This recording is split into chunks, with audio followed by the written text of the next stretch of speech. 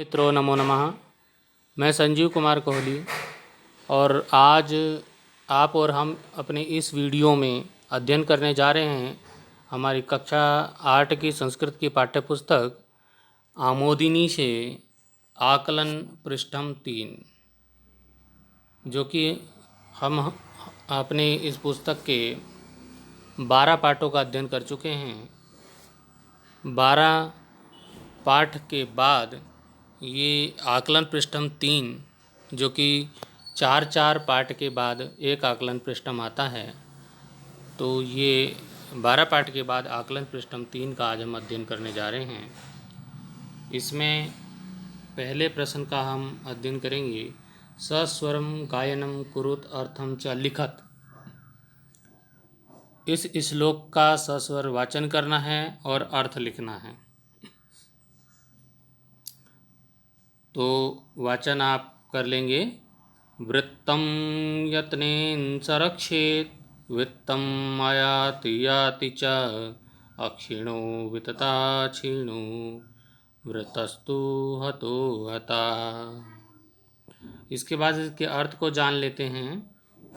इसका अर्थ लिख लेंगे। आचरण की यत्नपूर्वक रक्षा करनी चाहिए। धन तो आता है जाता रहता है, धन नष्ट होने पर कुछ भी नष्ट नहीं होता, लेकिन आचरण नष्ट होने पर सब कुछ समाप्त हो जाता है। यह हम अपने पिछले पाठ में अध्ययन कर चुके हैं।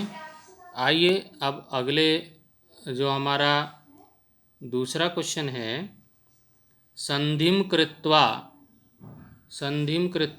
अर्थात इनको जोड़कर लिखना है। युगंत्रे सर्वोच्च अद्यव सत्याग्रह, इनको संधि करके जोड़ के लिखना है। इनका क्या शब्द बनेगा, तो आइए इसका अध्ययन कर लेते हैं।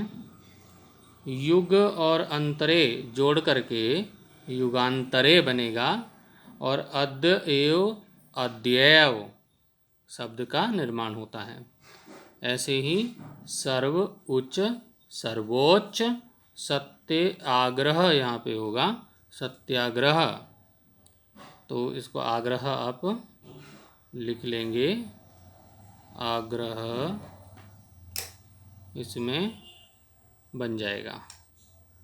तो सत्य प्लस आग्रह और इसमें विसर्ग लगा करके सत्याग्रह शब्द का निर्माण होगा। इसी प्रकार से अगले प्रश्न पे हम चलेंगे। हमारा अगला जो प्रश्न है, ये प्रश्न संख्या 3, निम्नलिखित पदानाम धातु लकारम च लिखत। जो ये पद दिए गए हैं इनमें धातु और लकार का नाम लिखना है। अपठत, अकरोत, क्रीडति, अगच्छन, इनमें कौन सी धातु है, कौन से लकार का प्रयोग हुआ है।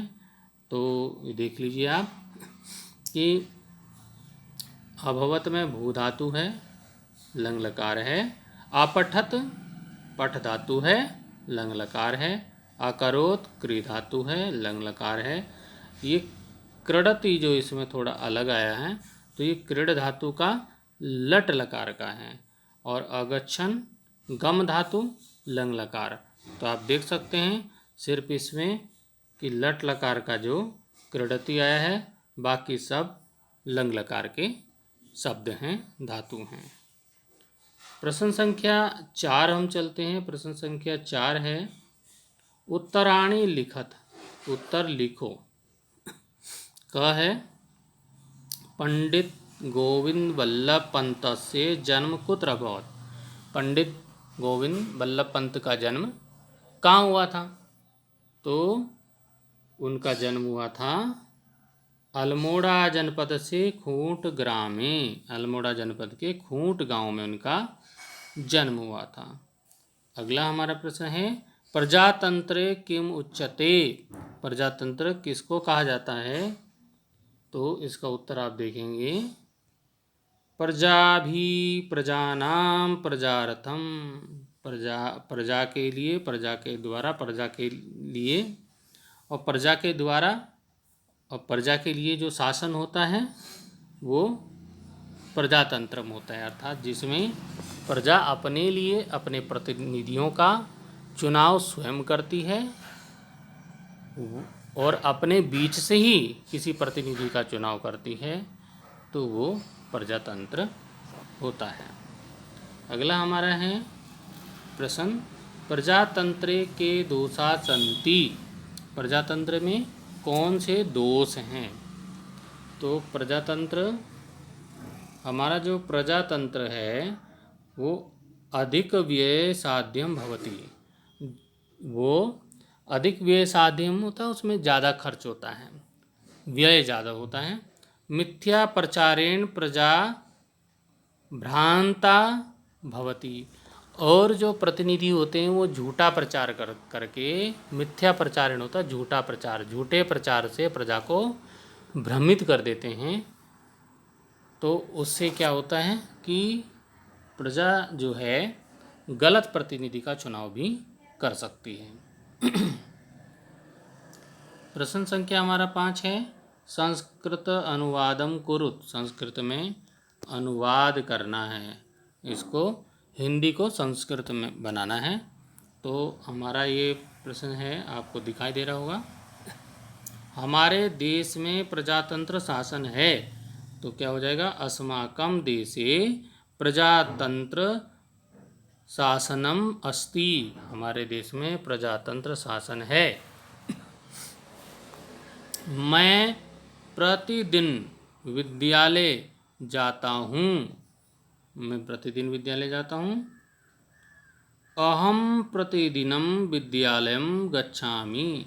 मैं प्रतिदिन विद्यालय जाता हूँ।